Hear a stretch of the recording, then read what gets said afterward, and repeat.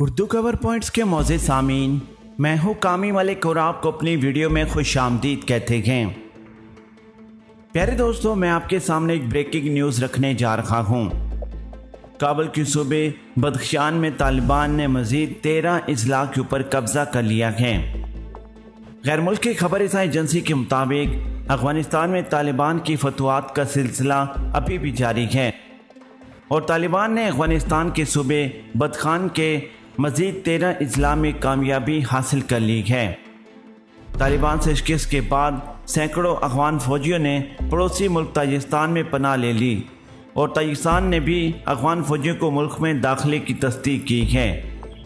Video की मज़ीद तफसील में जाने से पहले हमारी वीडियो को लाइक करके चैनल को सब्सक्राइब करना मत भूलिएगा। प्लीज़ हमारी वीडियो को लाइक कमेंट करके सोशल मीडिया अकाउंट्स पर शेयर करें। नाज़रीन ग्रामी, अफगान मीडिया के मुताबिक तालिबान के साथ जारी लड़ाई में 10 फौजी एहलकार हलाक हो गए हैं, जबकि अफगान तालिबान ने फोर्सेस की गाड़ियों और जदीद असले के ऊपर कब्ज़ा हासिल कर लिया है। दूसरी जानिब अफगान फ़ौज ने 224 तालिबान को हलाक करने का दावा किया है। वाज़ेह है कि अफगानिस्तान से गैर मुल्की अफवाज के इनखला का सिलसिला अभी भी जारी है और इस दौरान तालिबान और मकामी फ़ौज के दरमियान झड़पों में तेज़ी आ गई है।